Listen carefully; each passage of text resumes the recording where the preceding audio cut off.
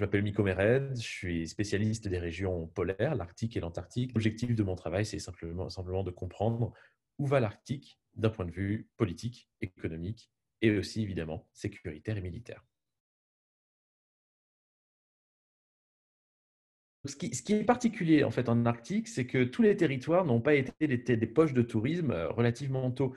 Vous aviez le nord de la Scandinavie, donc que ce soit les terres qu'on pourrait qualifier donc de Laponie, finlandaise, suédoise et norvégienne, qui ont attiré des touristes relativement tôt, donc c'est-à-dire dans la deuxième moitié du XXe siècle. Donc ça a existé. Et typiquement, vous avez des produits culturels qui ont été créés de toutes pièces, comme le Père Noël à Rovaniemi, par exemple, le Père Noël en Laponie finlandaise. C'est un produit culturel qui a été créé de toutes pièces pour justement générer un secteur culturel autour de ça. Bon. Mais par ailleurs, ce qui est assez intéressant, c'est qu'à travers l'ensemble de l'Arctique, les seuls véritables territoires de tourisme qu'on pourrait qualifier de masse, ce sont ceux-là, les territoires de l'Arctique européen, avec donc les parties Laponie, de la Laponie, de la Finlande, de la Suède et de la Norvège, l'Islande aussi.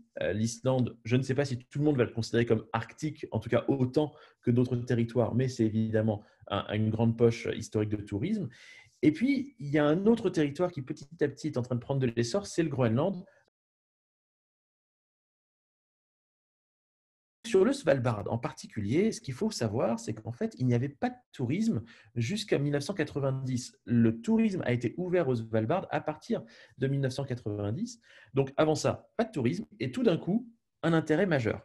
Un intérêt majeur d'abord des Norvégiens. Ce qu'il faut bien avoir en tête, c'est que les premiers touristes au Svalbard sont d'abord et avant tout des Norvégiens. Pour arriver au Svalbard, vous le savez, soit on vient par l'avion, par l'aéroport de Longyearbyen, il n'y en a qu'un seul, soit vous arrivez avec des croisières. Alors du coup, par avion, évidemment, c'est le moyen principal pour arriver.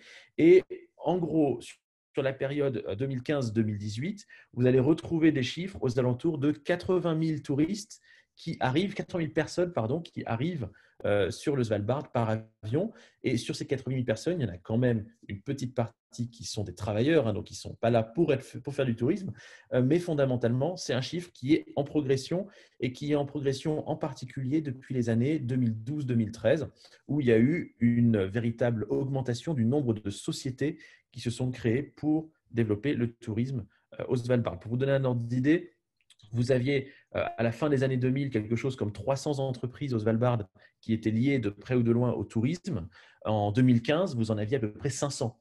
Donc c'est une progression assez importante qui s'inscrit dans une logique d'intérêt pour l'ensemble de l'Arctique, puisqu'on a vu le même genre de progression en Laponie finlandaise, on a vu une progression encore plus importante en Islande avec un fois 10, une multiplication par 10 du nombre de tourisme en 10 ans.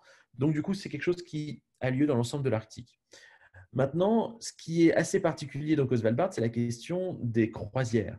Puisque, effectivement, vous avez donc ces 80 000 personnes qui passent par l'aéroport de Longyearbyen, mais les touristes de croisière ne sont pas non plus en reste, puisque vous avez sur l'année 2016 un peu plus de 40 000 touristes qui sont venus au Svalbard sur des croisières. Donc là encore, vous allez retrouver plein de types de croisières différents, mais ce qui est assez particulier donc au Svalbard sur ces 5 dernières années, c'est l'essor des grands paquebots de croisière, les Costa, les MSC, etc. Donc les grands bâtiments sur mer qui évidemment ramènent chacun plusieurs milliers de touristes, ce qui n'a évidemment rien à voir avec le petit tourisme de plaisance ou du tourisme de yachting, comme on dit, qui lui aussi se développe, mais qui évidemment est bien plus modéré.